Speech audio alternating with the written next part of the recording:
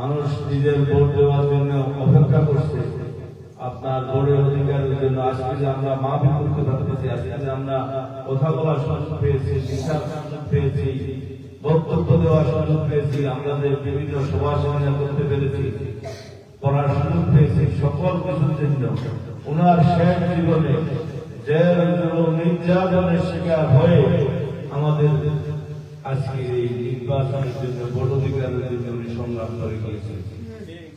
আমরা সেই সংগ্রামের ফসল আমরা ভোগ করতেছি, ভোগ করবো, কিন্তু আমাদের নেত্রী আজকে আমাদের মাঝে আনেন। তাই আমরা আমাদের নেত্রীর জন্য আমাদের আর দেওয়ার মতো কিছু নেই। আমি আবারও আপনাদের সকলের কাছে আমাদের নেতৃত্ব দোয়া চাচ্ছি। আর আগামী যে নির্বাচন হতে যাচ্ছে সেই নির্বাচনে আমি প্রার্থী হিসাবে আপনাদের সকলের দোয়া কামনা করছি। বাংলাদেশ জাতীয়তাবাদী ওলামা দলের সকল নেতৃবৃন্দকে আমি অনুরোধ করব, ওলামা দলকে আপনারা একটি শক্তিশালী সংগঠনে পরিণত করবেন। ওলামা দল বিএনপি নয়, ওলামা দলে যেন আমাদের আজকে যারা প্রতিপক্ষ হিসেবে রাজনৈতিক মাঠে আমাদের সামনে এসে দাঁড়িয়েছে, আমরা ওলামা দলকে তাদের একমাত্র প্রতিদ্বন্দ্বী প্রতিপক্ষ হিসেবে যেন দাঁড়াতে পারি। ওলামা দল যেন তাদের চেয়ে আরো শক্তিশালী বাংলাদেশের ময়দানে ইসলামের জন্য, দেশের জন্য যেন কাজ করতে পারে, সেইভাবে ওলামা দলকে আপনারা গঠন করুন।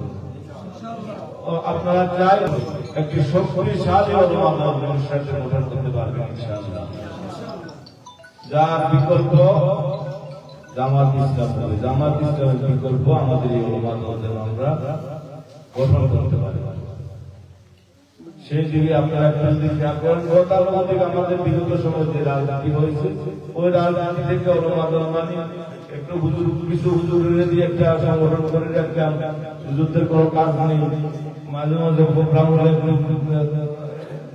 মিলাদ করবে, দোয়া করবে, মুনাজাত করবে, শুধু এই জন্য ওলামা দল। বাংলাদেশ জাতীয়তাবাদী দল ইসলামী মূল্যবোধে বিশ্বাসী একটি দল।